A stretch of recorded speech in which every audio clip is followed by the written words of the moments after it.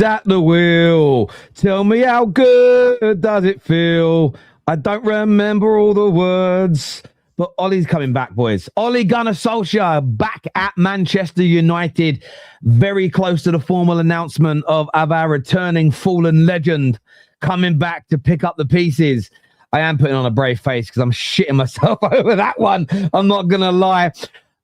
It's going to be Liam Rosenior's first game. His first game at for Chelsea tonight away at Fulham. We're going to be delving into that one. Arsenal, are they coming for Liverpool, or could Liverpool be about to blow the title race wide open again? Plus some transfer talk with a big pursuit, according to The Athletic, of Diomande, goal scorer yesterday for the Ivory Coast in AFCON, to Arsenal, a big Man United target in that. We're going to be going through all of that and much more on the show today. Please make sure you're liking, subscribing, get the bell notification button turned on as well. But gentlemen, how are you both? Great. Another day where Arne Slot is still the Liverpool manager. But other than that, fantastic. And apologies to the audience, guys. Mo was late. So apologies, guys. Like and subscribe. Yeah, hit that like button, people. If you're watching this on the I forgot replay, my water bottle. I'm gonna go get my water bottle. Go on. If you guys don't know, in the replay, hit that like button before you actually go and enjoy the show. So hit that like button before I go enjoy the show. It helps the channel, right? The people that don't know, the algorithms have absolutely been horrible lately. So we need the likes to push the shows to new viewers. And so hit that like button. Terrace are trying to get to 500,000 subs. So with your help, if you like the Terrace, like the damn video. It's fucking free. So like the damn thing. Looks like thumbs up. Also, changing the subject very quickly. My brother bought me one of the best Christmas presents ever. Like a little heat plate. So you put your hot cup of tea on it, and it keeps your hot cup of tea hot. I just love it. Yeah, I touched it earlier. It fucking burnt. It's very, very good. I need that. My wife needs that. Oh my God. Bro, we'll be sitting watching TV. Like, I can't quite get it into my camera shot. It's just, it won't stretch. It's like a little hot plate. It keeps the cup nice and warm. Happy days. So, you know, sometimes you must do this when you're editing, making a video, make a cup of coffee or tea, put it down, and then you go to drink it and it's freezing cold because you've been so long. It's actually worse. And I'll be watching TV with my wife after. I'll be watching TV with my wife. My wife likes her tea or coffee very hot. And she's like, can you heat this up for me, please, in the microwave? I made food. It's your turn now to get up. And I'm like, okay, I just did it. That's stop from happening. Oh, see, Ash's weird. He says, I like cold coffee. Same. I like cold coffee as well. There is a lot of people that like cold coffee here in America. Iced tea. I drink black coffee. Oh my God. No cream, no sugar, no milk, but cold. When I came to America the first time, back in 2009, for training for the company, so everyone drink iced tea, and I'm like, Egypt, we're like, we drink like hot tea, like Indian tea. And I'm like, this is crazy. How do you guys drink iced tea? But by the time I got used to it, with like flavored iced tea is not bad, to be honest. Yeah, listen, let us know your tipple in the comment section below. Look, loads to go through today. I want to start with Manchester United because obviously Ruben Amorim losing his job, which I'm probably in the minority here at the moment, because there's been a sort of, I'm not even going to out people because I don't want the beef, but I remember getting messages for months now on WhatsApp, DMs. Oh, Ruben's annoying me. Bad in-game management, bad tactics, bad system, won't adjust, won't use Manu. Been sacked, and suddenly everybody feels sorry for him. And I'm sitting there like, I mean, there were legitimate reasons to sack him. It was right that he went because of the fallout with the board and sort of the ownership in that regard. But obviously we're looking to move on, and there is the possibility, and you know me more than anything, it isn't the action, it's the solution more than the action to remedy a problem that I'm interested in. And it looks like at the moment, Ole Gunnar Solskjær could be returning for his second stint as the interim Manchester United boss. And boys, I wanted to get your thoughts first and foremost on Amorim being sacked. On what? Return of Ole Gunnar Solskjær. At the wheel. Okay, so the Amorim thing is, right? Maybe rightfully he was sacked because the results are not going his way. I thought it would work long term. However, you clash with the owners, you clash with the board of directors. You will get sacked, even though I think it's wrong because he isn't an employee at the club. like he's a contractor. A manager is a contractor, and he should be allowed to work. And he said that the club betrayed him because they didn't give him the tools that he thought he would be getting. He didn't give him the. Oh my God, you guys play tonight? Yeah. Everyone plays tonight other than you and Arsenal. Wait, so is Oli going to be there tonight? Darren Fletcher, Darren Fletcher's there tonight. I think rightfully, it's fine that he's sacked. I don't care about it. It depends on the appointment, the next one. Man United, the difference, and we're going to link this to Chelsea, the difference between Man United and Chelsea is that Man United are going to go and get a top candidate in the summer, and Nagelsmann or Thomas Tuchel or something like this, while Chelsea went for the Matisse and PE teacher route, the difference between the clubs. And for by the way, people are melting down over Oli being hired. I don't know why people are melting down. It's a good appointment with Michael Carrick. It's an interim. It's a caretaker manager until the summer. And I think, to be honest with you, that combination is better than Liam Rosenior. So probably Man United can get Champions League football. What's better than this?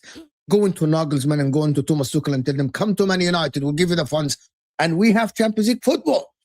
So I think maybe that second of Amorim is good. You know what? I'm going to tell you something. People know that I don't like Man United. That's what he said. He said they betrayed him, actually. He said he did. Who was betrayed? He said that they betrayed him.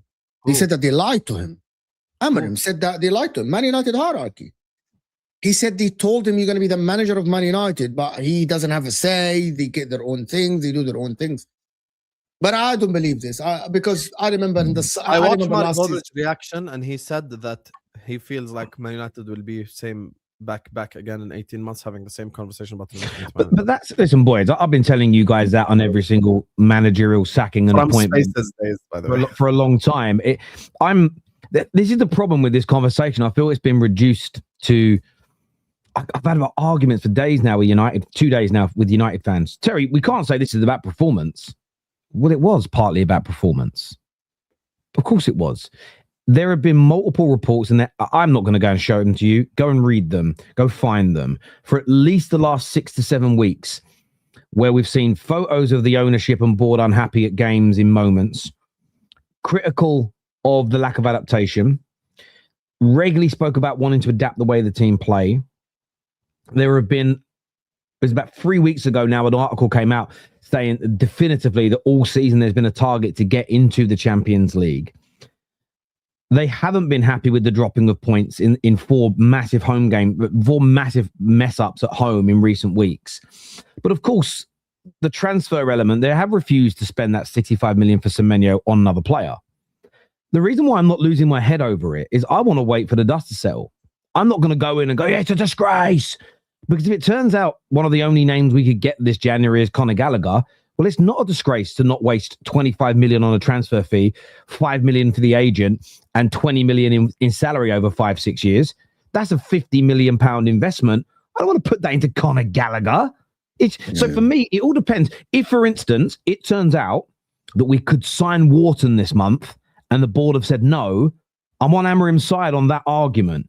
But I'm not just going to defend him without knowing who these options were. That for me, it's a bit like someone coming to me and saying, "Terry, Mo and Hussam have fallen out. Over what?"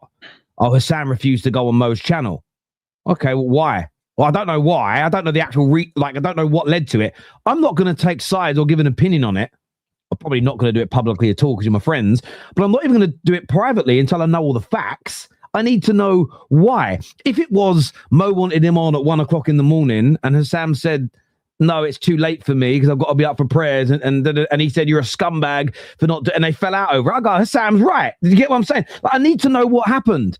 If I agree with this. Mo's like, "I want to pay you £300 an episode because I make so much money selling these jerseys," right?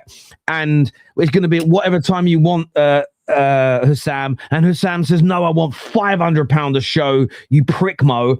And then Mo's like, "Why are you being so horrible?" And then they fell out. Then I'd say Mo's probably in the right. Obviously, I'm being very over the top with these examples. But Man United fans have got a habit of doing this. We don't wait to see the wood through the trees. We just react. "What do you mean they refuse to buy a player? I'm on his side. That's a disgrace." Well, do you know what player it was yet? Do you know what again, maybe we could have got Wharton. Eric, can I ask you a legitimate question? Just based off your interaction, honestly, even though you're a United fan, do you believe that Man United fans are the most annoying fan base in the world? I probably not. Probably not the most annoying. I think every fan base can do that. I think the problem is with Man United fans is we've got used to being outraged all the time. We never want to think logically as a collective, and we have agendas. I think by and large we are full of agendas. I'm now seeing people say sporting directors shouldn't be telling the head coach about how to play football. 100%. Yes, they should. That's their that's their job. No, that's their job. No. It is. The sporting or footballing director's job is to set the tone of how the club is meant to play, perform, and it's to manage. They are the boss of the manager, the head coach, and their job is to. If they're, for instance, no, they aren't. They aren't. Yes, they are. No, and I'll tell you why they are. This is why I believe it. If the manager, someone said today, no one would tell Pep Guardiola how to play football. Yes, they would. If Pep Guardiola only had a 38 win percentage and was struggling in games, making bad in-game decisions, his shape was getting exposed, his shape was getting discussed by players in post-match interviews of how easy it is to bypass it, I would expect the footballing and sporting director to step in meetings and have conversations about adaptation to that system to make it better. That's literally their job. It's literally their job. Don't be wrong and strong. Okay. No, you can put the outlines of things. It's the same as a manager is a contractor, because at the end the liability is on the manager. At the end, when you give somebody, if you buy a land and you want to build the house and you get a contractor you get a builder to build you the house, right? You can have the outline. You can say, which is the same as we want to win, we want to look good, we want to win in style, blah, blah, blah. You can say, I want a big room, I want my bedroom to be that big, I want the bathroom to be that big, I want my closet, I want a backyard. That's the outline. How do you build it? How much steel do you use? How much wood do you use? How's it, like, what's safe about it? How to build it? That's their job. The reason why you can put the outlines, you can put the format, right? You can put what your demands are. However, let me tell this one. No, you can backtrack because you're going to lose this one. Hold on. Hold on. If the house at the end falls down, the builder is the one liable. So if the coach, you can tell the outline, you can tell what you want. If the builder tells you no, that doesn't work, right? And they build it their own way and it falls down, at the end, the court will come after the builder that built the house, not the owner of the land. I actually agree with Mo on this one. So my issue with what you're saying, though, is that that's incompetence on every level. Now, I agree with you. I don't know how to build a house. I don't know how to read building plans. I don't know what to do. So I can make it go, that don't look right. That wall looks bent, but I have no expertise. But I look at the sporting director this way. If I've got an architect who's helping to build my house and a builder, if the architect is watching the builder buy the wrong materials, do the wrong things, I expect my architect to step in and say something so we don't spend £500,000 building a house just for it to be condemned by health and safety and ripped down again. Well. So for me, but the sporting directors, I agree. This is what we've got to be careful about here. I don't believe a sporting director should be picking the team. I don't believe the sporting director should be running training sessions. No, I'm not saying that. Not the tactics, not the formation, not the tactics. No. This is where I disagree. What they need to start doing is having a conversation. So, for instance, Wilcock has always said for a year that we will evolve into a 4-3-3 team. Amorim has said, I will evolve my shape at some point. So we're not going to rewrite history and pretend these conversations haven't happened. What I expect the sporting director to do, if things are not working, if things are not progressing, we as fans can see the holes in our system. I would be flabbergasted and infuriated if my sporting director isn't sitting down and having conversations about an adaptation, because every manager, I agree with this. When he joined, disagree with this. So there we go. So for what's your disagreement point more then? In how we play football, by the way, it's his decision to know. He's the coach. He's more experienced than them in football, in in-game management. It's his decision to know when is the right time to change the formation. And by the way, I'm not saying if you disagree with him, you sack the guy. If you disagree with your builder, if you see that the builder is building the house not to your liking, because that's you. If the architect sees the builder not building the house the way they want, They sack the guy, but they do not interfere with his job. The coach's job, that's why he's the coach, and that's why they are sporting directors. So I understand they are directing that. They are directing that. For me, no, sorry, Terry, I'm sorry. Let me just finish this. Yeah. His job is to pick the players, pick the formation, pick the tactics. You disagree with it, sack the guy. Say you're not fit for the job. Bye. Bye-bye. I think that's extreme. I think what you do is you have conversations. For instance, if you two were suddenly, I'm not going to be on Straight Facts anymore, I'm taking a back step, I'm going to be the director of the show. Just because I'm not the host anymore doesn't mean I'm not going to give you two that are now the main. I agree with the conversation side, Terry. Terry, you're stating the obvious, Terry. You're not letting me finish my point. So I don't disagree with you that he shouldn't take complete control over what the manager does, but they shouldn't go straight to, I don't know what you're doing, you're sacked. There has to be a conversation, and I think in that conversation, people that have got experience in football, that have coaching badges, you got to remember, Jason Walcott is an ex-footballer. He's not a banker. He's not a marketing guy. There should be a conversation around that. And I think that's the element for me on that particular point. When I've seen Man United fans today say that there should be zero involvement of the sporting director, Jason Walcott, in what Amorim does, I think that just tells me, again, you said about United fans being annoying. What annoys me is that most Man United fans don't understand how football clubs around the world operate in 2026. What we are still pushing for is, we want a new Fergie. I want a new manager that runs everything. And we've got to get over that, because those men don't exist. Those men, women, that role doesn't exist in the game anymore.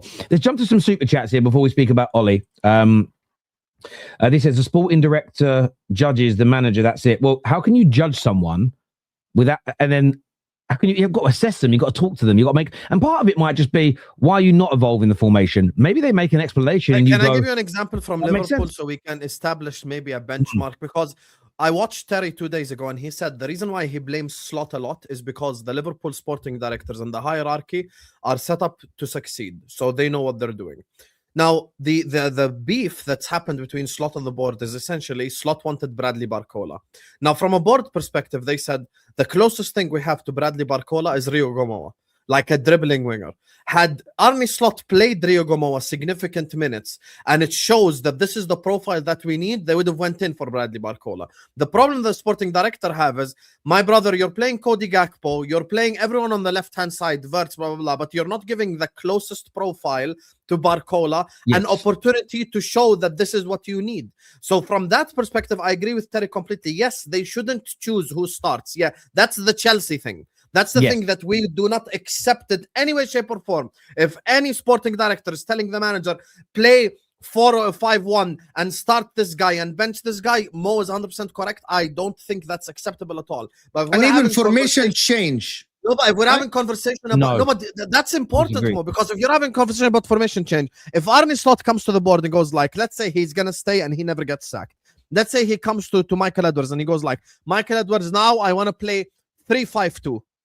Of course, that conversation changes things. Now, Michael 100%. Edwards, one second. Now, Michael Edwards and Richard Hughes are going to go like, okay, so now you want to play 3-5-2. Let's take a look at the players that we have. Do we have players that suit the system? Do we have players that suit the style? Yeah, 100%. But if he wants to, it's his decision at the end. The reason why it's his decision, guys, because the liable person is the coach. What I mean by this, it's his job in the future. What I mean, if Man United have a conversation, it's very obvious, Terry. But it isn't though, because hang on. Sorry, Mo. But what you're saying is wrong. What's also come out in the same big feature-length reports about the autopsy on Amorim is that Jason Wilcott's job's now under scrutiny and pressure, because what Ineos are saying is, you've been managing the guy that's failed. The sporting director's job is also should be under scrutiny. If you come and work for me and you hire someone, if everyone you hire fails, I'm going to sack you. Because your hiring's bad. It's a knock-on effect here. See, the hiring, not the game management. Like, if Amorim changes the style and it doesn't work for him, he can actually not get another job because his style doesn't work and the change in style doesn't work. I don't think you guys are getting the point at all. No, I think we are getting the point. But we are getting the point. You're not getting our point. I'm getting your point. Conversations happen, but at the end, the one that takes the fall, guys. I don't care who the manager is. It doesn't matter. At the end of the day, someone could come in with philosophy and me and you could believe it's going to work. We're the sporting directors. Oh, we think 3-4-3 with this squad, it'll kill it in the Premier League. Sometimes you can start that and you go, oh, fuck, that hasn't worked. Yeah. So then what you have to do is, instead of just you can just sack him instantly. You could do that. Or what you could try to do is work through it with a manager who has said he will evolve, a manager who has said at least 3 or 4 times in interviews, 3 at the back, 4 at the back, he doesn't see it as that big a deal and that big a difference. You then should be able to have a conversation about an adaptation. And the irony is, this is where I don't back Ruben at all in this particular scenario. When he started to evolve his shape, most people, even rivals, went, oh, he didn't win all those games, but you started to look better. What did he then do against Wolves? Went right back to how he was playing before and looks awful. That, for me, is a problem because he was making the adaptations and we started to look better. Let's do these super chats, though, we'll run out of time. Big up Terry, Judgmo, and Hassan from Canada. My club, Man United, are in big trouble. Same old cycle. Nothing will change until the Glazers are gone. I don't overly disagree, mate, but I'm bored of saying it. I've been right for 10 years. Nobody ever wants to give him my credit. I saw a lot of people on the news and the radio talking about it, going, oh, just got no faith in the next manager. Our owners never get it right. And I'm sitting there going, fuck me, it's taken you 10 years, you melts. Sporting director oversees all football operations. Go read the job description.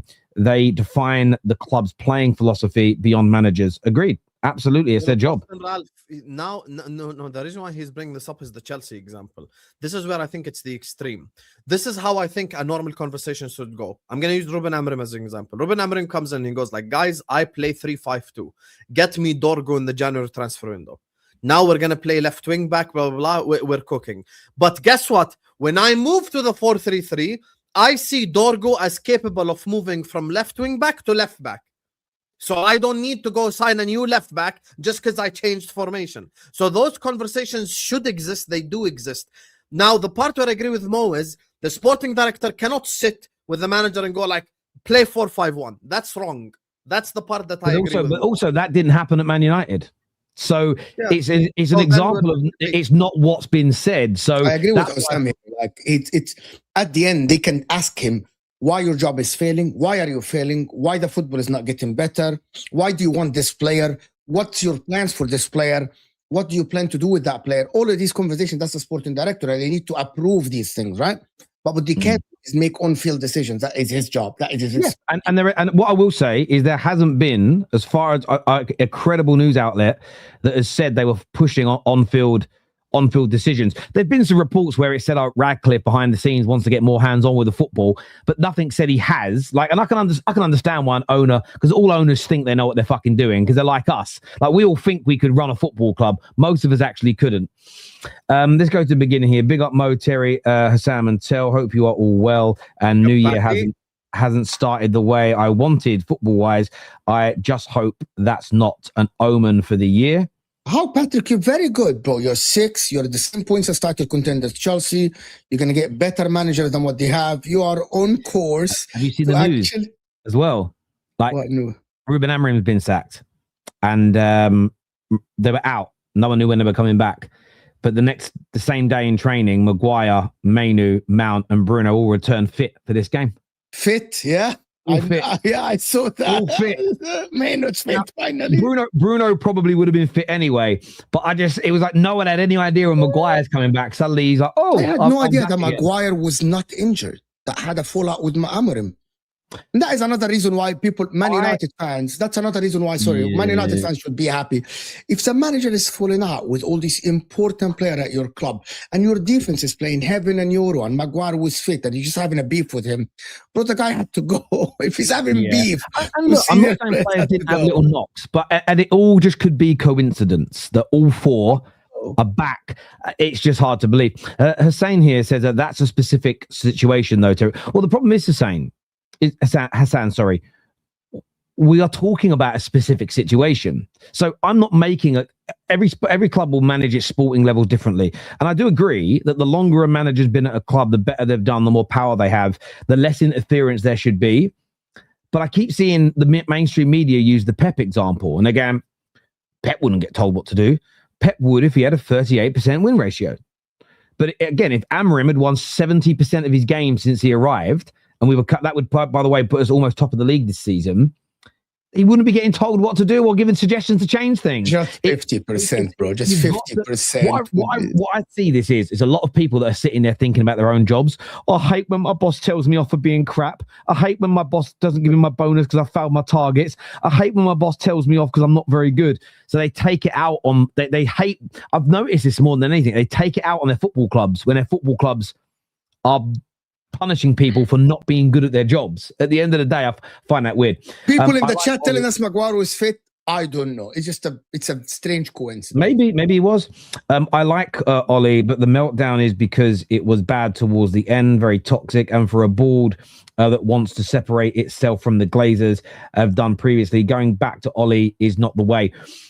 What do you think of it, Hassan? What do you think of going back to Ollie Gunnar Solskjær?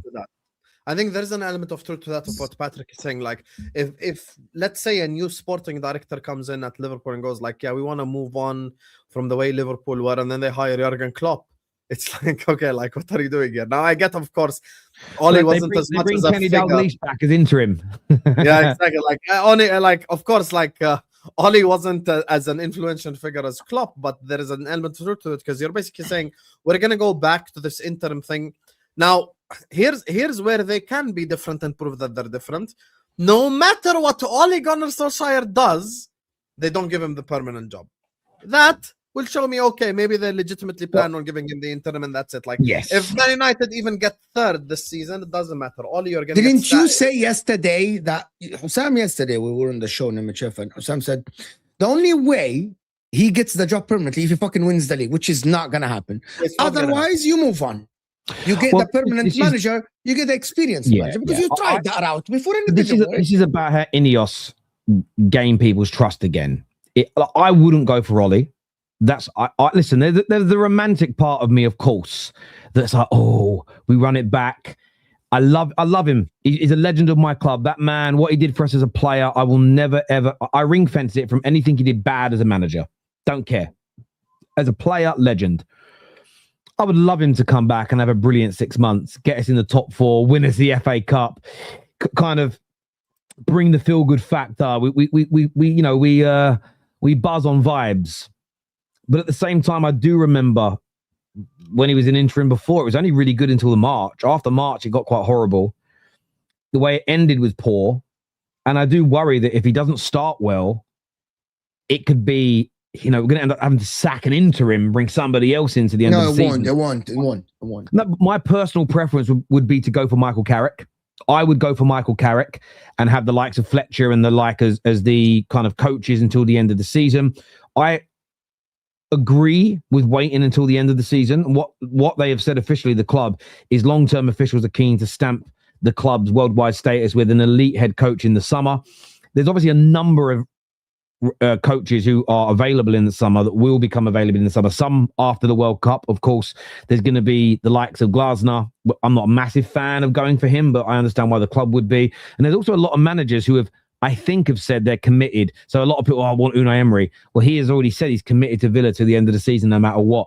De Zerbi has said he won't leave Marseille until the end. And I also think it's sensible to start the new season with the new manager, because just in case, no matter who he is, if he comes in and the next 6 months is bad, that's going to be a hangover going into next season. If Ruben Amorim had started this summer and we were sitting sixth, everybody would actually be in a good mood.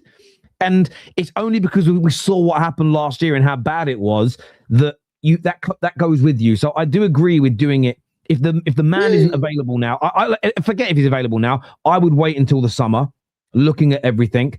But I do agree. My big fear with it being Carrick or Ollie is if they do well and they go, oh, actually, he's now the new manager. I don't want us to make that mistake again. I want us to try and get the very best available manager in the world to take us forward. And I don't want to play boring football. I don't believe, I don't have 100% faith that we're going to build an elite squad. So therefore, I don't know if we're ever going to get back to the top. So at least give us some beautiful football. Give us a De Zerbi or somebody of that level where at least we're going to enjoy the football. So yeah, look, Ollie coming back, I'm not on a real level, I'm not a massive fan. There's a romantic side of me that there's a 10-20% of me that's going, could be amazing. And I hope if he does come back, I hope he's brilliant. I hope we win all our games. I hope we have some amazing days. I hope he leaves with a trophy in his hand, smiling, and we can go, that's my legend. Then give him a job upstairs, like do something like that. But my biggest fear is, one, him failing massively and it just feeling horrible. And two, and maybe a worse fear than that, because then at least you've got the new manager coming, is him getting the job again full time, because he has stated that he'd like the job again full time. And that worries me. That worries me massively. So I mean, he's not going to get the job full time. You're going to get Champions League football, and you're going to get like a Nagelsmann or something in the summer, and it's going to be all right. I think you're moving in the right direction. I think Oli and Carrick together is a good appointment for caretakers at Man United. You don't need an elite manager today to get Champions League football or Europe football. You're going to get Europe anyway. I think so. I think you have good enough players. When Ahmad comes back, when Mbeumo comes back, Mbeumo's going to be knocked out in the next round, like within this week, and he's going to come back. You know, Morocco are going to knock them out. So I think you're going to get champion. I think with the Chelsea appointment, it's between you and Chelsea. It's between you and Chelsea. It's whoever is more stable. And it depends who keeps the players fit more. I'm going to go to Chelsea in a minute. This here says, I agree to an extent, but counterpoint, did the sporting director of football step in and tell Pep what to do when they went through a 13-game streak? Not necessarily, but again, that's a 13-game streak in a 15 to 20-year career of a manager who is regarded as one of the greatest two managers of all time and the best of his generation. So I think we're looking. What I find really, I look at it and I don't think I think it's a false equivalence.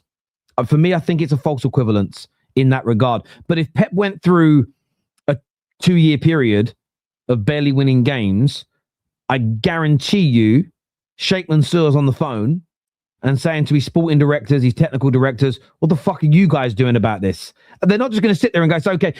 Sheikh Mansour's not going to go, listen, you guys don't need to speak to him, manage him.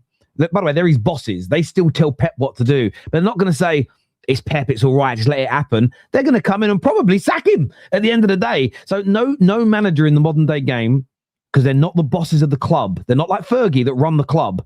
They are essentially head coaches. Some have manager title, but it's limited to managing the first team activities. They don't control recruitment per se. And someone said to me, "Oh, Klopp never got controlled." He did. He tried to sign players that the sporting directors went no, and they told him invariably. Funnily enough, where it went wrong in a period of time for Klopp at Liverpool is when they gave him that power, and he bought some bad individuals. It went back to being better when Hughes came back and Edwards. So you have to allow these people to have that control. It's their job, and we just got to get the balance right. To clarify, I agree that the director of football needs to be involved in discussions about the footballing direction. My issue is it seems that no clarity around the responsibilities for either Walcott or Amorim in this. For me, I feel like it is very clear. I feel like it's very, very clear personally what they do. But equally, they're never going to go into specifics, I don't think, publicly. Sam, who would you replace Slot with if he gets fired? And Barcola or Elise to succeed Salah? To succeed Salah, he would need someone of Olise's level, not Barcola. I think Barcola is a left winger anyway. Who would I replace Slot with if we get fired? I mean, there's more news about this whole Enrique stuff, so I hope it is true about Enrique in the summer. Enrique, Nagelsmann, those are the names I would be looking at for the summer. If he were to get sacked right now, I think we're probably going to go with an interim manager until May. Best straight facts of the week. Hit the like button. Thank you, Michael. Appreciate that, bro. Joshua Jack here says, I love the revisionism in this fan base. You'll go for Carrick, funny, yet when he was the coach, you and a bunch of others shit on him and McKenna constantly. Now they're great all of a sudden. Well, two things. Firstly, I push back against the vast majority of those stories where the players try and throw coaches under the bus. It's like a PE teacher. It's like Ted Lasso. I push back against a lot of that. On top of that, Michael Carrick and McKenna are both subsequently left, and they're not just coaches anymore. They've both been managers. Equally, I'm not advocating for any of them to be the head coach or the manager permanently. We're talking about an interim basis to see us through this period. So if we announced that it was going to be Ruud van Nistelrooy, I wouldn't be too worried. My point is, there's no elite managers currently available that would come and do an who's the elite manager that would do an interim job right now? Who is it? There ain't They no don't one. exist. You know, if we could They go don't back, exist. Anybody who's won a contract for at least 3-4 years, like we nobody's could gonna go come in back. and If give we it could go this back year. 15 years, give me Gus Hiddink, get him to come in for 6 months, great. But who are these elite, world-class managers? You know, if someone said, "Oh, you're getting Laurent Blanc till the end of the season," again, I go, "Cool." I'm not that. For me, that's not the biggest end of things. So I hear you, Joshua Jack, but I never attacked Michael Carrick. I never did. Fans and ex-players are too not noisy. I watched the shared old clip from who? Kamara on X from pundits. Gary said no to Conte and hid behind long-term projects like Poch and Ten Hag just to sack Ten Hag. No, you are right, but also loads is coming out with Gary Neville. Gary Neville condemning Ten Hag and condemning Amorim for not beating City at home or City and losing derby games, but saying it was okay for Ole Gunnar Solskjær not to do it. There's footage that's come out of Gary Neville advocating for us playing with 3 at the back because that's the only way this squad defensively can cope. The problem is with the pundits is they pick and choose, and we all change our mind on things, but they never seem to address when they change their mind. So that's the bit that I think people are really frustrated with the Can pundits. I ask you a question, Terry? In the summer, you have 2 options. Would you take Thomas Tuchel or Antonio Conte? Short, 2-year, 2-year contract, 1-year contract. Tuchel. You take Tuchel I over think I'll Antonio take Conte Tuchel, yeah. in the summer. Yeah, only marginally. Only marginally. If we're going to go down that road, probably Tuchel. So in love with Conte, it's insane. I'll tell you why. You know 'Cause what? I got Mark Gorbridge actually saying that Mo was right on his channel. Mark Gorbridge is saying Mo was right. We should have hired Antonio Conte. Here you go. Okay, that's fine. But for me, you didn't ask. Would I take? If we're not going to build the best squad in the world, then someone like an Antonio Conte is brilliant to get the best out of what you've got for a few years. But I don't think we're going to have my rationale for Tuchel is I don't think we'll have a squad next season good enough to win the league, and you know we might be in Europe. So Tuchel can win leagues, and he can definitely win cup and European competitions. The thing with Conte is we're probably only going to be able to win the cups. He's okay at the cups. He's certainly not fucking good in Europe. So I'd go for the man that can win European. And the other thing as well, to be fair, one thing I agree with 100% is I do think that the ex-players at Man United have done way more harm than good for the football club. All of them. Oh, this is Man United. Back in my day, this. Back in my day, that. Like, bro, give it the rest. Like, it's just we get it. It's not Ferguson era anymore. Yeah, I mean, he's sitting. I got Rio Ferdinand saying that if we approach Arteta, he will think about us. In fairness to Rio on that one, I watched it. He made a joke. He burst out laughing afterwards. Okay. People have clipped it and put the comment out without actually watching it. He was actually joking when he said that, to be fair. Amorim's behavior in public, even when he was being backed, was not great. He was quite volatile and opted for his own ego over logic. Listen, I'm not going to... Listen, I would have loved to have seen them work through it. And by the way, the club wanted to work through it. He decided he wanted to go because he wasn't getting what he wanted, and that's on him. I'm going to wait to judge that until I find out what players it is that were available in January. Because all we're being told by the Ornsteins and the Fabrizios and the Ben Jacobs is all the midfield targets we want. None of them are seemingly available. So who is it that he was demanding we buy? I don't want to overspend massively on players. I've been 10 years. I've been saying stop doing that. It kills us. I don't want to waste money on substandard players. 13 years I've been saying that's been killing us. So it doesn't matter whether it's not about defending Ineos or the Glazers. It's about standing on my principles. I can't ask for those things to be eradicated from our processes and then go, let's just do it. Now, if it was, Terry, you could have got Belieber and it was like 10 million over the asking price, I'll go, okay, well, I can understand that because it might make you make Champions League. But if it was, yeah, look, it's 80 million for Belieber in the summer, but it was 140 million in January, I'm not advocating wasting 60 million extra because that's your Champions League money gone. It doesn't make any sense. And for me, we've got to stop reacting sometimes, and we've got to wait for the articles. We've got to wait for the information before we judge it. And we're too quick to if it turns out they're falling out over Conor Gallagher, I think Amorim's an idiot because Conor Gallagher is not better than what we got. He's got more legs, but he ain't better than what we got. I don't think he's that much better. Conor Gallagher. Well, Conor Gallagher. I'll put the phrase in the Conor Gallagher. Yeah. Bro, have some shame in the quorum. Anybody that wants Conor, and if Amorim is crying over Conor Gallagher, he should have been sacked once he said the word Conor Gallagher in the guys. Just have some shame. Well, you've got to look at these things.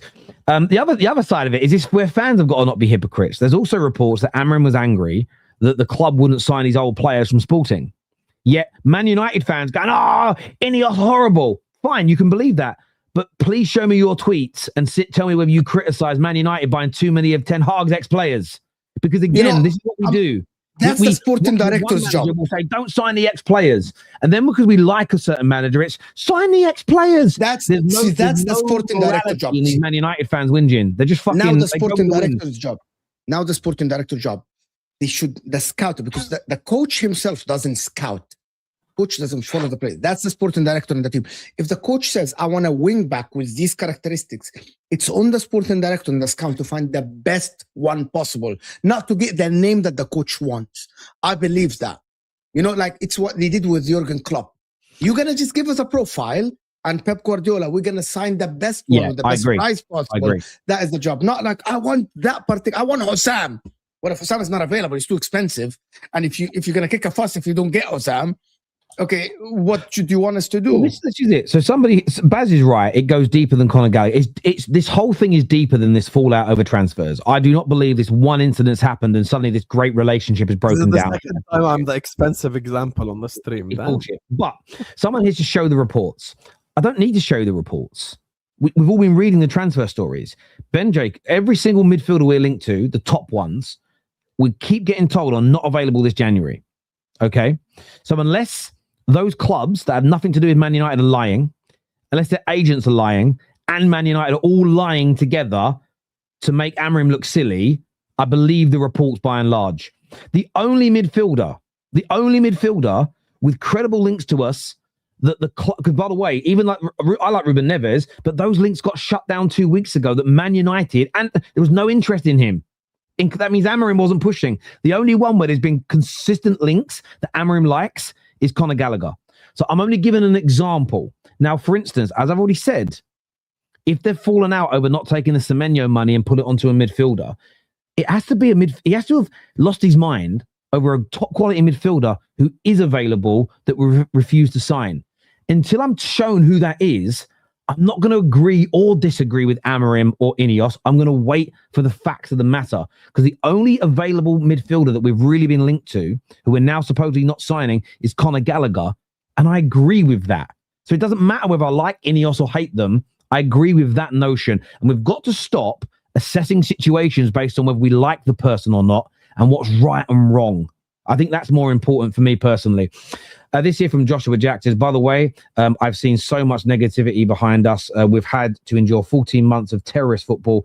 We're buzzing for 6 months of a manager that I know will attack and improve players, unlike Ruben. Well, listen, there is that. So I hope it works. I hope. Can I ask you something that I don't know, and anyone in the chat? Are you allowed to call back Rashford during the January transfer window? No, I don't think there's a recall element in it, but I'm sure Ollie would love Rashi back at the squad. But, yeah, that's why I'm asking, because it suits him the way he played. Rashford was the guy, so yeah, like the counter. Broski, Rashford, Mbeumo, Cunha, Ahmad, and the two strikers you have. That's pretty fucking damn good. But I think they have I think they have a good front line anyway, even to play like the whole Oli counter-attack thing. I don't think that they got that anyway. Mbeumo, Cunha, these guys. Get him a DM, bro. Like they need to get him a DM, Hosam, and then. Yeah, but the thing is that I think we're going to do that. The manager is a DM. Anyone?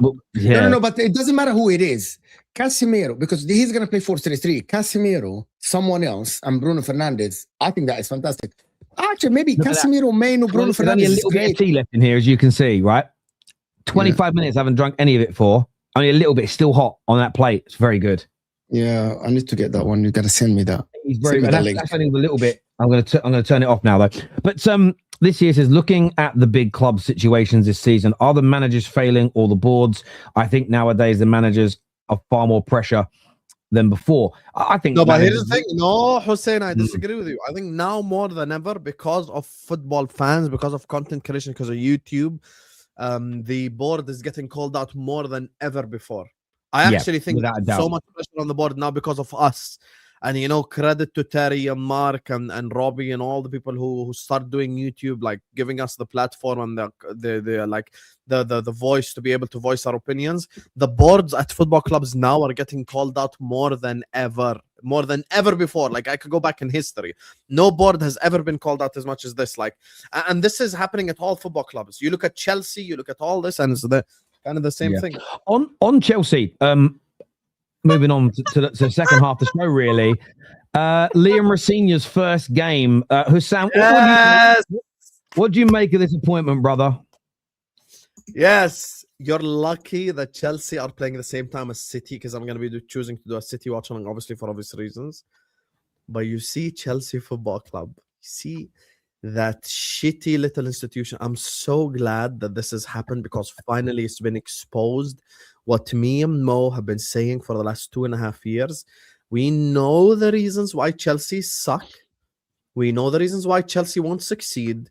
We have to accept at this moment in time, Chelsea are the spicy Brighton. This is it. We have to accept it. They are Brighton with spices. This is it. You are Brighton with history. This is the truth. Chelsea Football Club, under this model, I'm going to make a claim right now, will never win the English Premier League. Because Garnacho, Gittins, and players of this caliber will never, ever, ever win you a Premier League title. Because Chelsea, and me and Mo spoke about this, they have a good core to build around.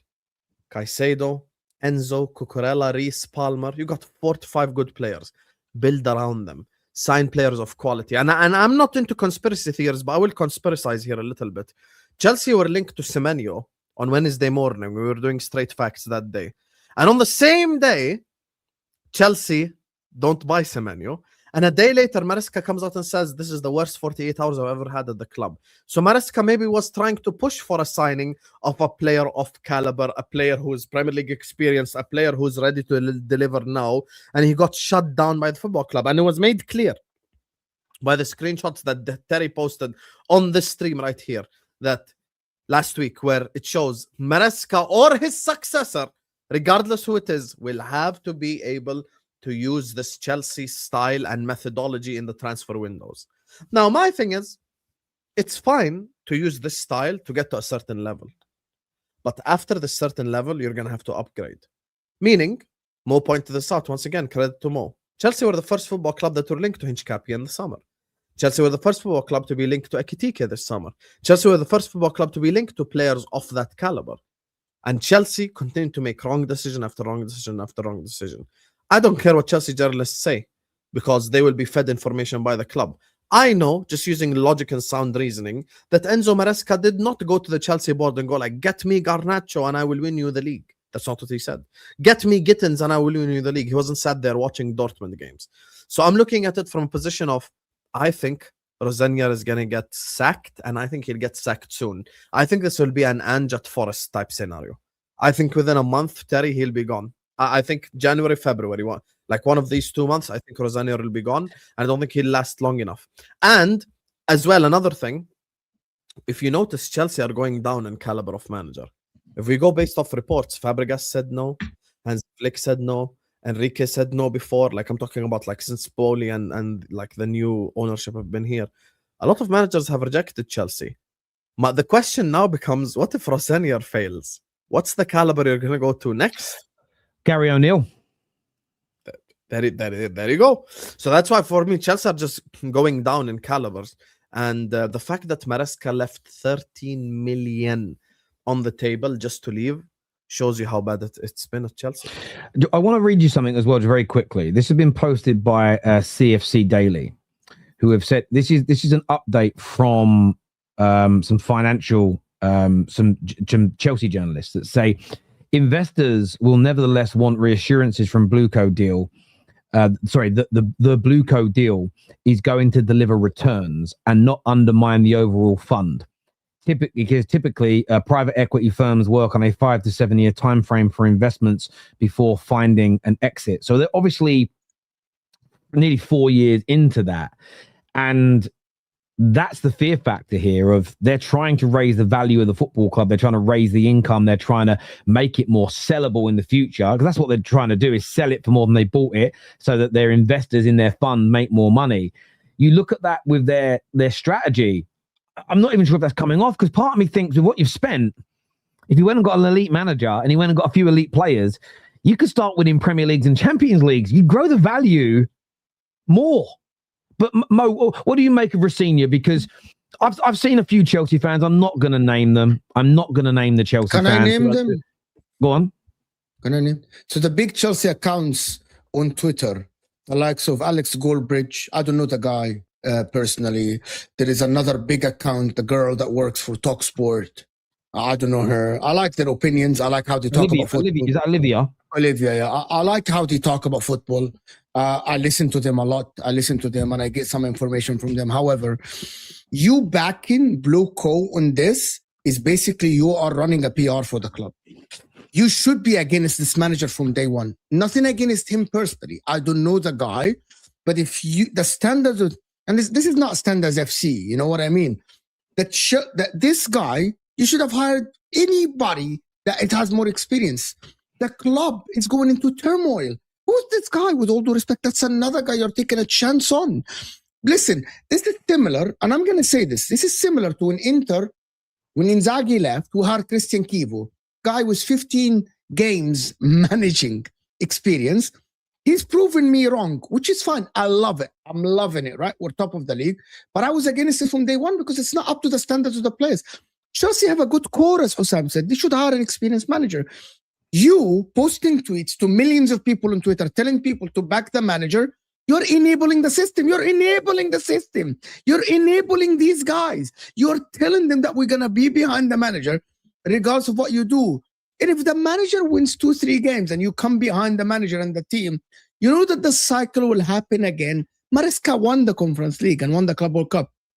And what happened? When he spoke against them, he fucking sacked the guy. When he asked for better players to actually go to the next level, they sacked the guy.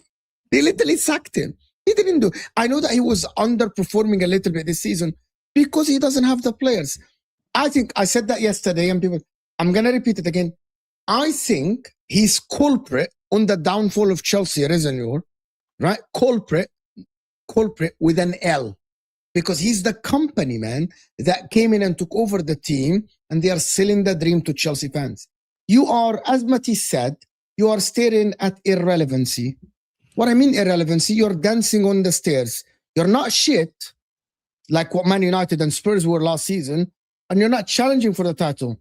You're going to become the team that is dancing between, I'm not challenging and I'm not down there. So you're the pretty bridesmaid. No, not the bridesmaid. The bride, at least even Roski. Arsenal didn't win, but Arsenal challenging.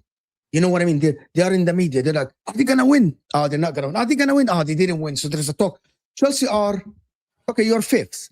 Okay, cool. Are you challenging? No, Rosenior is not gonna challenge. Are you gonna get experienced players so we can rave about them? Are you gonna get the superstars? No, we're just gonna get youngsters and try to sell them next year. You know what I mean? Okay, so what's the point?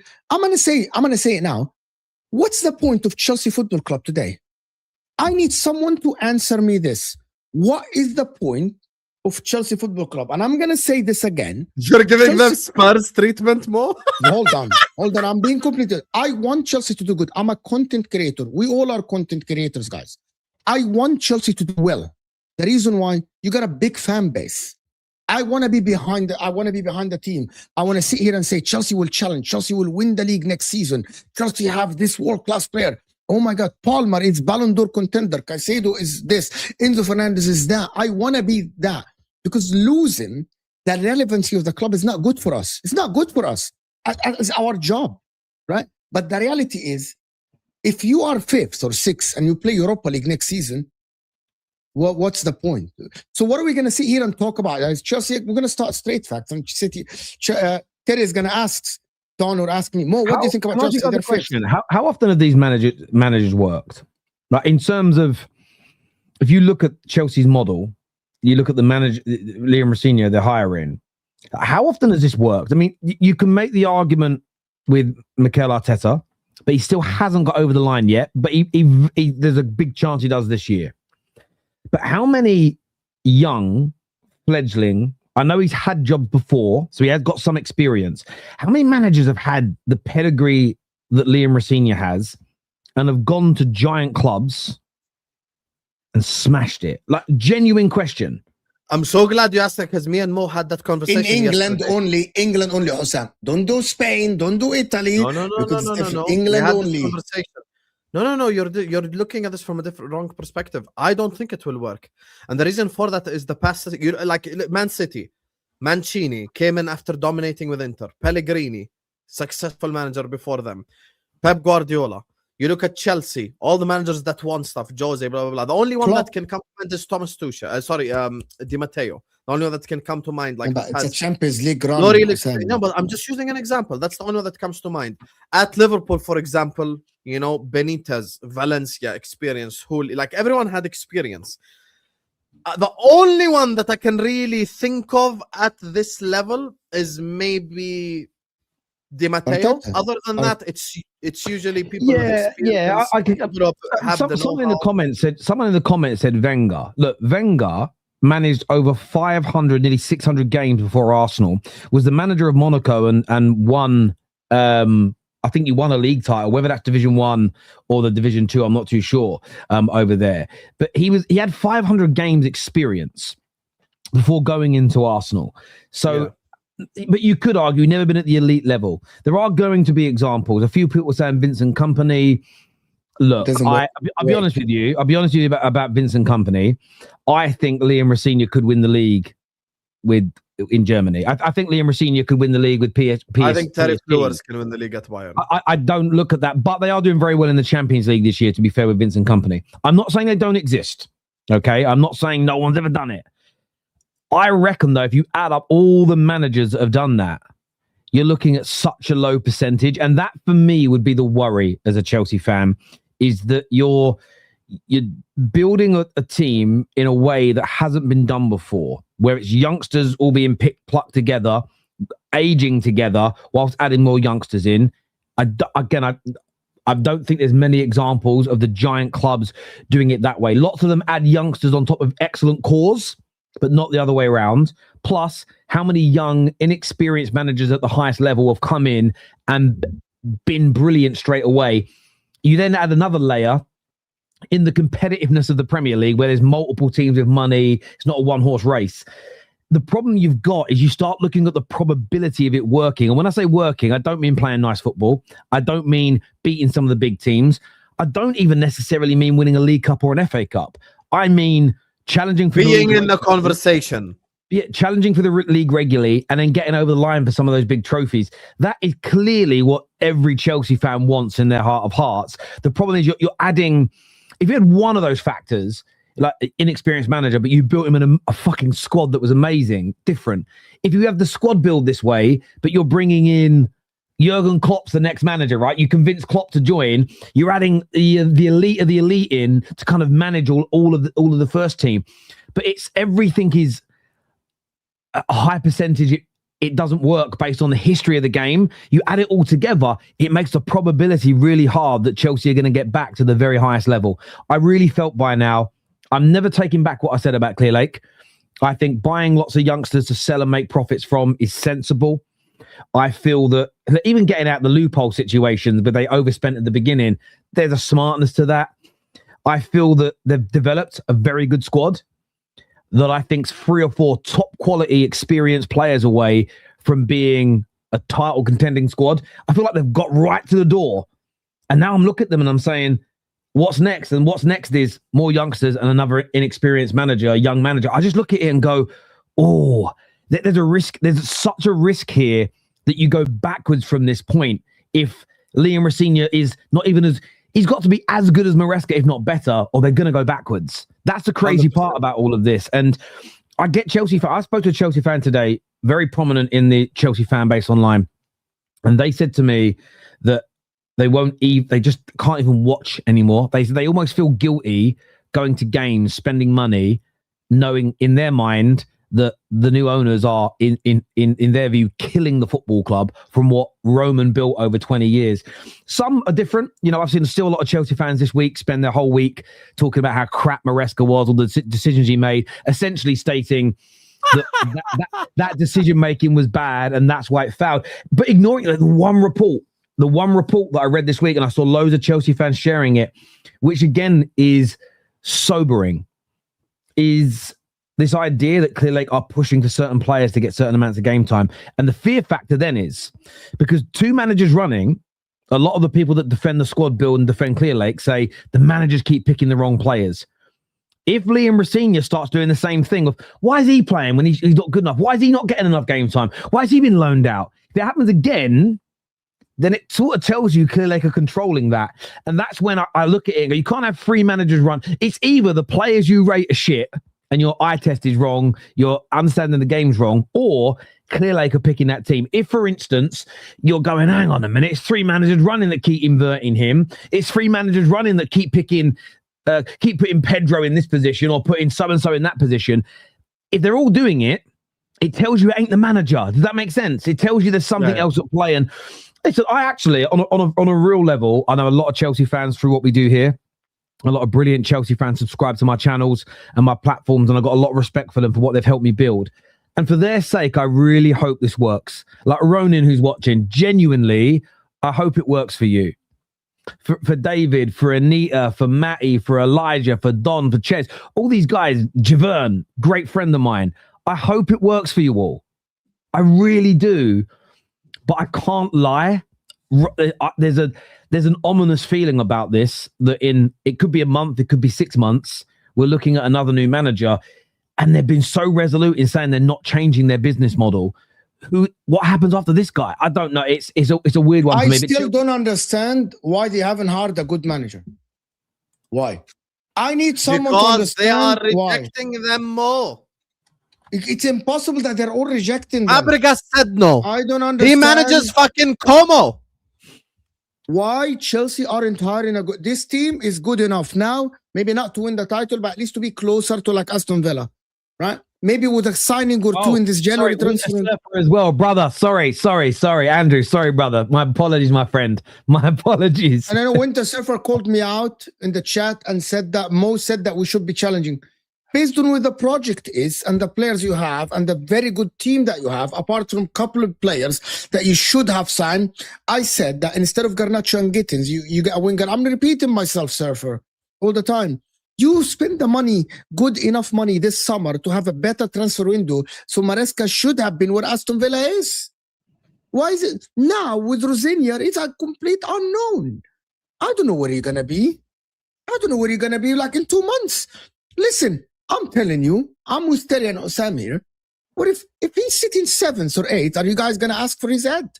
Okay, let's imagine Oli and Carrick and these guys do better and they get the players and stuff. And Chelsea are sitting 7th within 2 months from now. Are you guys going to say he should be sacked? They might. All of you guys will say that we need Champions League. I don't think people contemplate this. Guys, I want you to imagine Chelsea play Champions League football this season. Next year, they play Conference League or Europa League. How bad that is. And you think Cole Palmer is going to stay? You think Caicedo is going to want to stay? You think Enzo Fernandez is not going to look somewhere else? They're going to look somewhere else because they want to play Champions League football. You're hiring an unknown manager that might actually make you miss out on European football. It's great. Blaze here is coming for you, Sam. He says that caliber, Wirtz player of caliber, is literally playing worse than Neto, but he gaslights us because he has a good first touch. 150 million flop. Hypocrite. First of all, I never said that Wirtz has been a success at Liverpool, but I'll once again quote Mo. At the time is what matters. At the time, Liverpool announced to the world that we are serious and we're here to stay by signing Wirtz, Isak, and Ekitike. Has it worked out? No, because of the manager, which is why we want the manager gone. The point that you're missing, Blaze, and that's just because you're a rattled Chelsea fan, you're not understanding the nuance of this conversation, is you are not in conversation for these players to begin with, number one.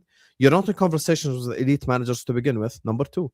And Blaze, guess what? You will be here when Rosenior fails, inevitably, a month from now, 2 months from now. And because you follow your fellow Chelsea fans like sheep, you'll come here and go like, this is all Garnacho's fault. This is all Gittins' fault. This is all insert scapegoat, Tossen's fault. This is all just like last season was all Sanchez's fault, remember? All of a sudden, Sanchez is playing really well. Guess what? It's not one player's fault. It's not a scapegoating narrative. The problem at Chelsea Football Club are the owners and the sporting directors who are executing the owner's orders. That's it. It's never been the manager. It's never been the players. And at the end of the day, it's not Garnacho's fault that Chelsea bought him. Is it on Alejandro Garnacho? No, it's not. Chelsea came in for an offer. You're on Man United's bench. Who would say no? All of us in that position would say yes.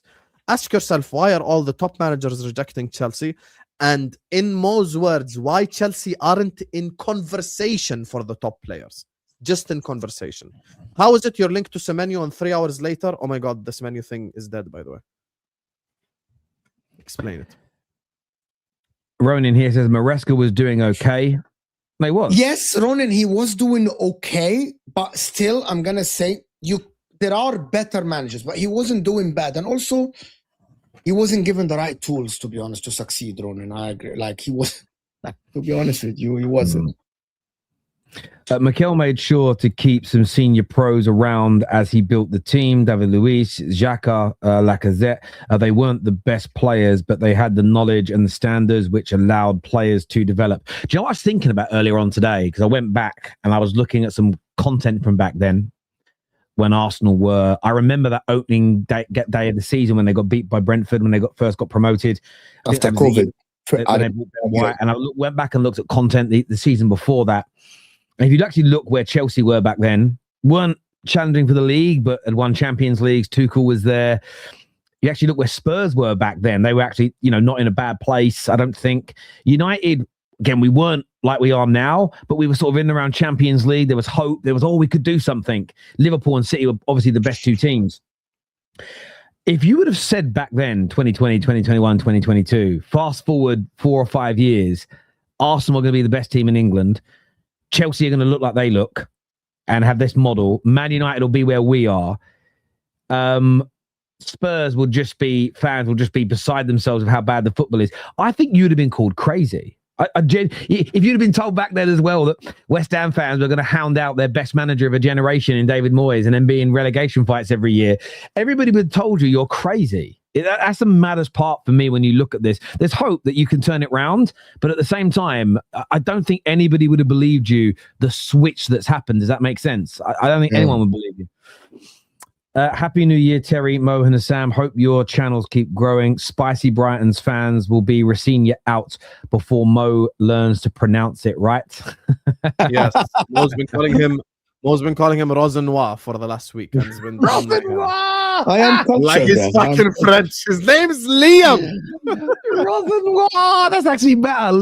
But you know what? People would probably give him more respect if his name was Rosenior. They go, oh, he sounds like a good Rosenior. Yeah. Listen, look, he's an Englishman. I'd love him to do well. I'd love him to kill it from that perspective. We don't, every time I've seen a Brit or an Englishman get an opportunity at a big club in England, kind of want them to do well because it's not about them being British directly and I'm no connection. It's a good thing for the young up and coming British coaches to know they can get opportunities. The problem is invariably they do a terrible fucking job and it doesn't go well. So yeah, it's and it ends up being a bad advert for the British and English coaches in that regard. In terms of the game, big game tomorrow night, Hussam, how are you feeling about playing Arsenal? Are you confident that you're going to go to the Emirates and upset the apple cart?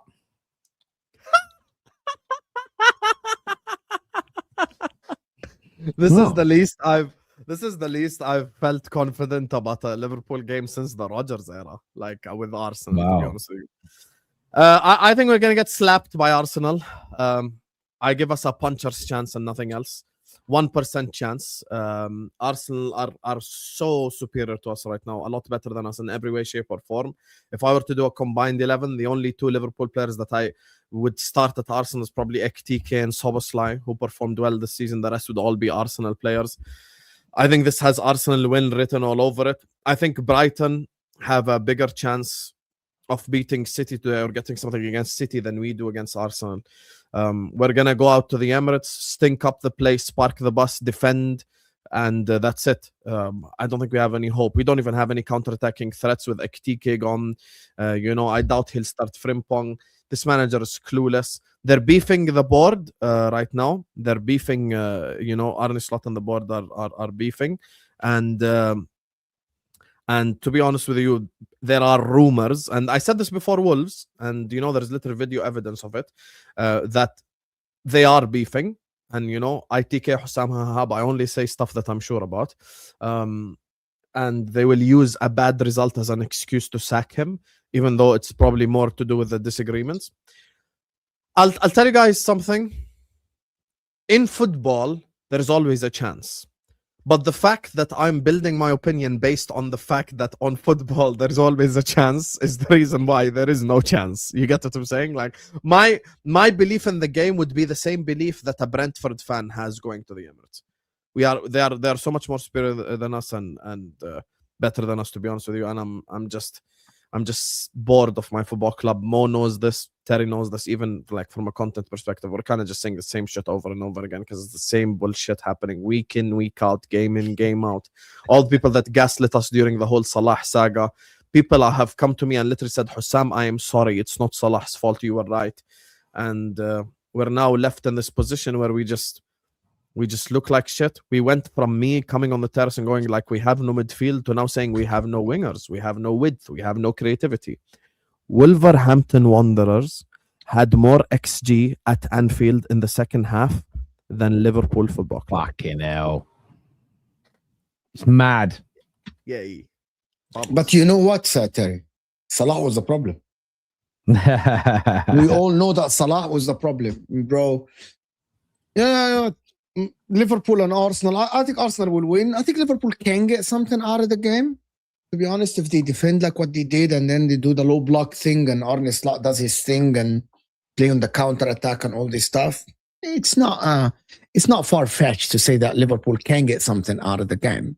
But I think logically speaking, Arsenal will win the game. Logically speaking, 90% of the chances that Arsenal will win this game. Actually, if you ask me who's more likely to drop points, Man City versus Brighton without Gavardiol and Diaz, or Arsenal versus Liverpool, I'd say Man City more likely, even though they are at home. Man City like more likely to drop points than Arsenal played Liverpool, which tells you how far Liverpool have fallen. If you told any Liverpool fan you'll be 14 points behind the league leaders after signing all these players, they'll call you fucking crazy.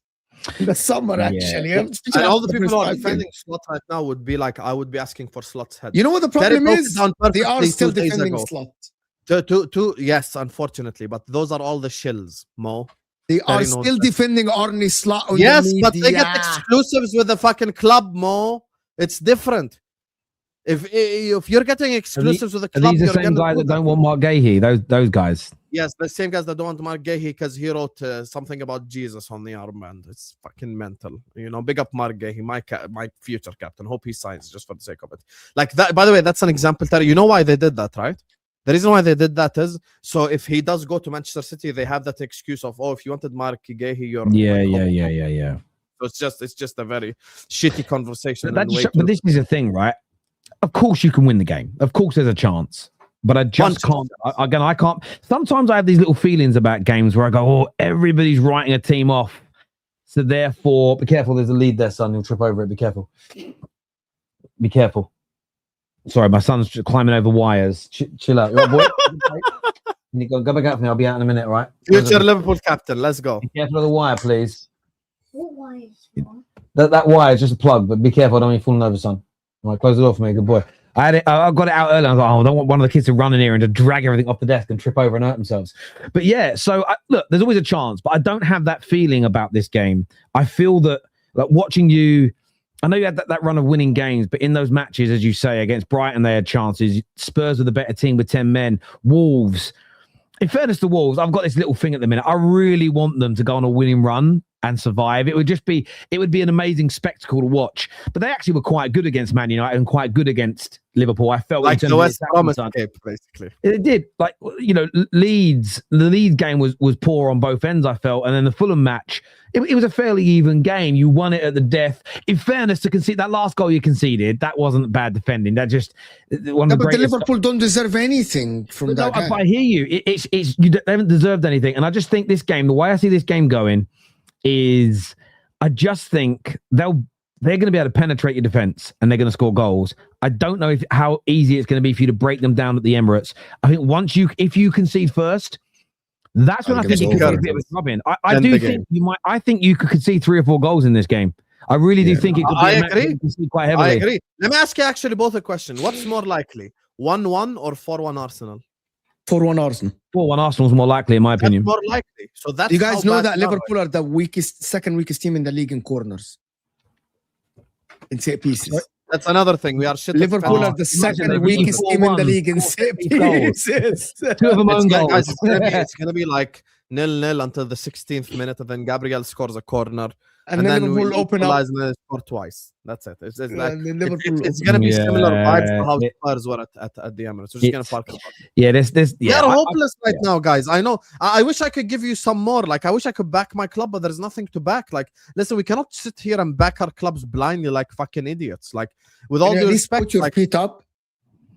can you chill? Like, Can the you thing put your is, feet with all up? due respect, you look at us as like content creators, us three, and we have objective conversations. At the end of the day, Terry pointed us out 2 days ago, because Liverpool's structure is so good, and because we don't have a structural problem, and because we don't have a problem upstairs, and because we have great thinker like Michael Edwards at the football club, and because we're spending money now, there's only one place you can blame, you guys. Like, let's just fucking be honest. If Liverpool were challenging and we were third, like we were where Aston Villa are, we were 5 points behind Arsenal, and we're performing well, but there's like 2-3 players who aren't playing well, we'll all sit here and go like, fair enough, there's 2-3 players who aren't playing well, these 2-3 need to be moved on, we should sign 1-2 players in the January window. But when all players look like shit, I'm sorry, like, what the fuck are we doing, you guys? Like, Florian Wirtz, £100 million wanted by Bayern and Man City as the KDB replacement, and he's playing him left wing. Like, he's putting McAllister in the 10. He's playing 5 minutes. You know, the game against Fulham, we had 1 forward on the football pitch. Tell them what I said. Fulham. Tell them what I said. Fulham. We had 5 defenders and 5 midfielders and 1 forward. Yeah, what is this? Yeah, we had one Gakpo just by himself. This guy comes in the press conference and says, Chiesa is my backup striker. طب حبيبي, play Chiesa up top and Gakpo on the left. Adi, it's fucking Fulham. It's Fulham without Calvin Bassey and without Alex Iwobi because they're at AFCON. And we're still sat there doing the 5 midfielders thing. So it's fucking shit. Yeah, it's in terms of the title race. I mean, there's what do you guys make of it? Can Do I you just say feel- something before you go about the Go on, title go on, race? mate. Before you go on, you know what? You know, a lot of rivals, Chelsea fans, City fans, Liverpool fans, and Man United fans are saying, we think it's going to be a draw. Arsenal will drop points. Arsenal will drop points. But when you ask them, what is your logical reason? And they say nothing. Hope. They say literally hope. We just feel, it's a feeling. And that comes from I'm going to repeat again, the Arsenal derangement syndrome. It's like you have a feeling that Arsenal will drop points. What is your feeling based on? Nothing. But when you ask them about Manchester City, they're like, Man City will win. What is this? Why do you think Man City will win? What about Diaz? And no, they'll find a way. You'll win anyway. I genuinely believe that this title race is now going into feelings. It's not based on facts. It's not based on analysis of football. It's based on feelings.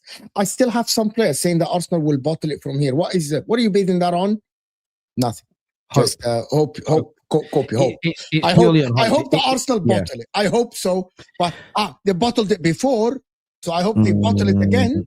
That's what people hope. Even Man City fans are saying that they need defenders, bro.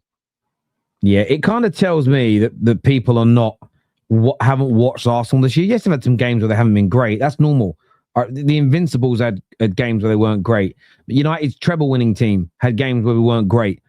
The Centurions had games that weren't great. I remember Klopp's team that won the Premier League. Brilliant. Won it at Cantor. There was a number of games you won where you weren't brilliant. This is just normal. I think people overanalyze Arsenal to a point that kills the game, makes it boring. We're actually not having sensible conversations.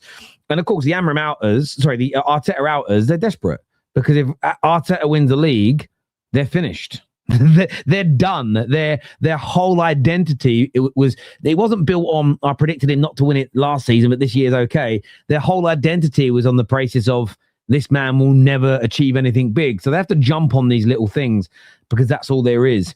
I think even more worryingly when you look at Arsenal at the moment is some of the links to players. Like there's the Athletic today reporting that Arsenal are now considering a move for the RB Leipzig winger Jan Diomande, who is exceedingly exciting. Man United are linked to him as well. I really want to. Actually, I watched him play last night for the Ivory Coast. I was watching mainly for Ahmad, who's, by the way, it's his competition so far, isn't it? Ahmad's been cooking. He's been not just his goals, but he's been very good so far. It's what I find Lookman, Osimhen. There's a couple of players shining. He's done very, very. I've watched about 7 or 8 games But as we get that knockout stage, I've watched quite a few. He's been very good, but Diamande's impressed me, and that's when I look at Arsenal as well.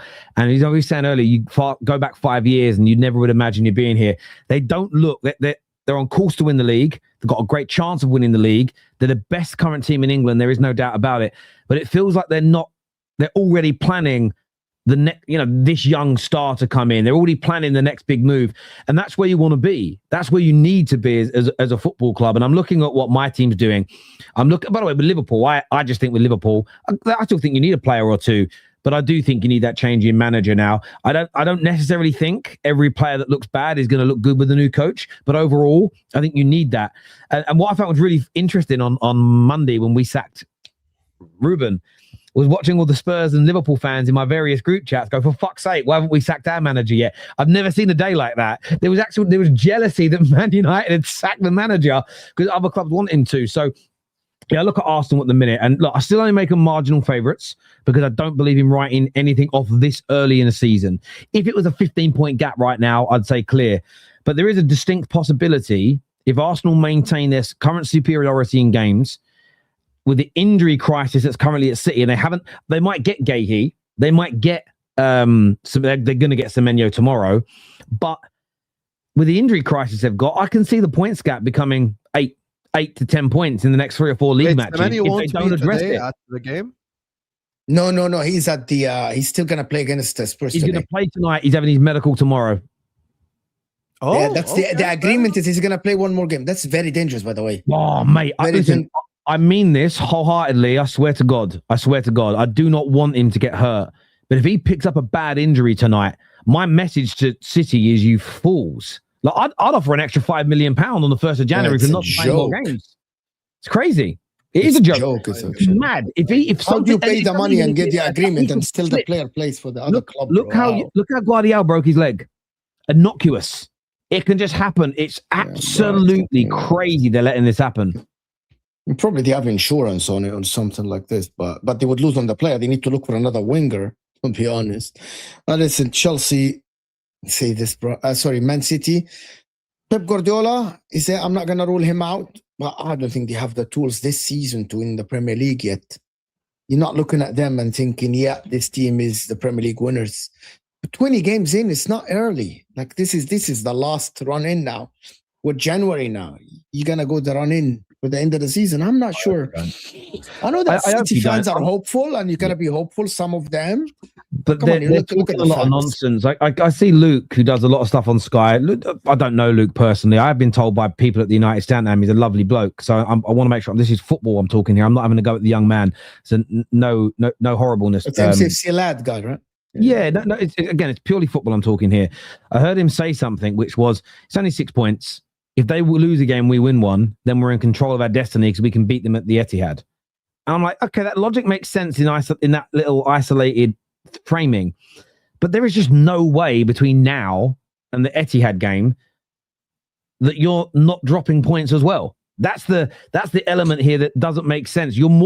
Right now, City are more likely to drop points than Arsenal based on the fact they both create the same amount of chances, similar XG, similar shots, similar amounts of goals scored. Now, the one anomaly is they've actually only conceded 4 more goals than Arsenal, but they concede so many more chances.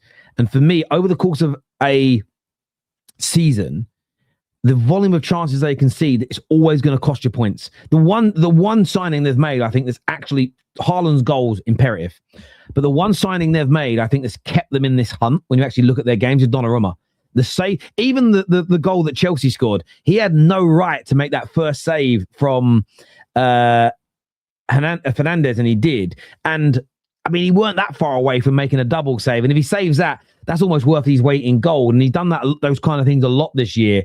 But yeah, look, of course they can win the league, but defensively, City have got to improve. If they don't improve defensively, if they don't stop conceding so many big chances in games, they're not going to win the league. It's as simple as that.